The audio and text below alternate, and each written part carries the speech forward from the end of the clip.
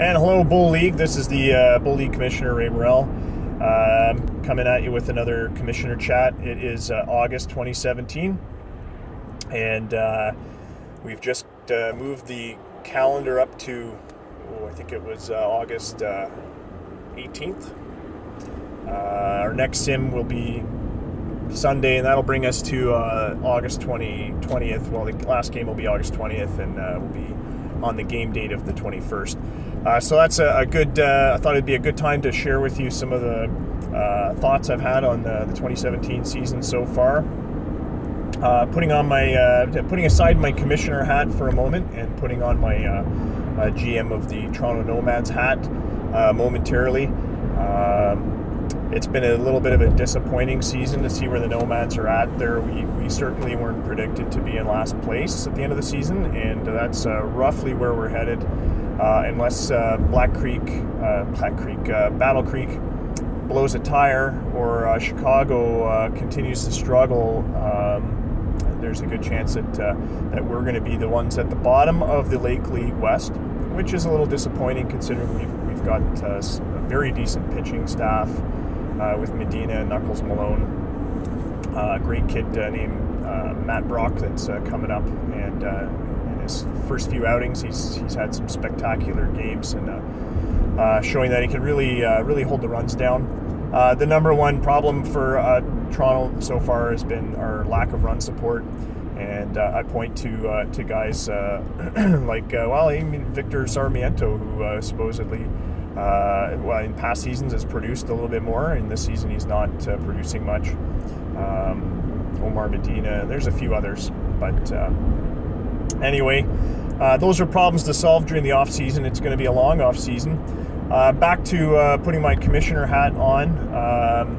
If you've been catching the podcast, you'll know that we've got a fall college baseball league starting up, and an interesting story how that one started. I started digging around looking at some of the college baseball teams available in Canada. And, as you know, we're a fictional league and our teams are all fictional along with all the players, except that we did introduce an NCAA, or will be introducing an NCAA Division I feeder league with I believe it's got 32 teams, 8 teams in 4 divisions, so 32 teams total.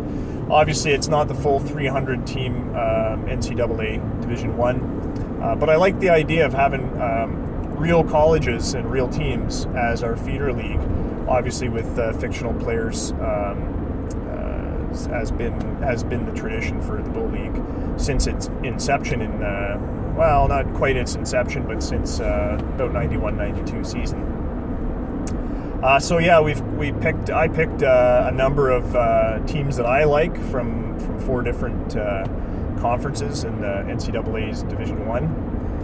We've got some Big Ten Conference, we've got Atlantic Coast Conference, we've got Southeastern Conference, and the other one was Pac-10. So these are the 4 conferences that I picked, and I took 8 teams, mostly just 8 of the whichever teams were in that division that I liked. It's funny because I'm coaching baseball with some great people, by the way, out here in the Oakville Minor Baseball Association, and one of the players, his dad was an outfielder for Indiana, the Indiana Hoosiers. So he played for Indiana State, although he's from Ohio. Anyway, all this got me thinking, it'd be great to have some real teams developing some real prospects for the Bull League. Again, all fictional players, but real enough for the league. So yeah, the teams were chosen, the uniforms were downloaded and installed, and then I got to thinking, I wonder what the Canadian equivalent is. And so I did some research, looked around, and found that Canadian college baseball has come a long way since its beginning. It's fallen under a few different banners. It was never officially recognized by CIS, but college sports in Canada used to be under CIS, which is Canadian Intercollegiate Sports. It's now called U Sports. Some great advantages actual for real baseball players playing in Canadian collegiate baseball system is that we do tend to have a higher level of education. Our academics are quite well rated, so there's that advantage. The quality of baseball is improving. There is still access to MLB scouting and MLB teams. There haven't been a whole lot of Canadian players drafted out of universities in Canada, but there have been a few. There's been a few out of the high schools as well. A lot of the times the Canadian players do have to go to U.S. college, Division II, Division III, a JUCO, to get drafted, but it's been improving.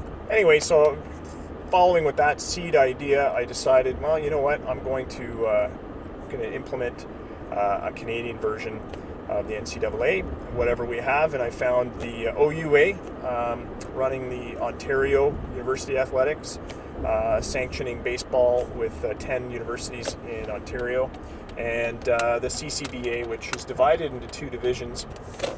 That's the Canadian Collegiate Baseball Association, mostly in the Atlantic Coast, New Brunswick, Nova Scotia, and with the other teams being the Ottawa area and Montreal.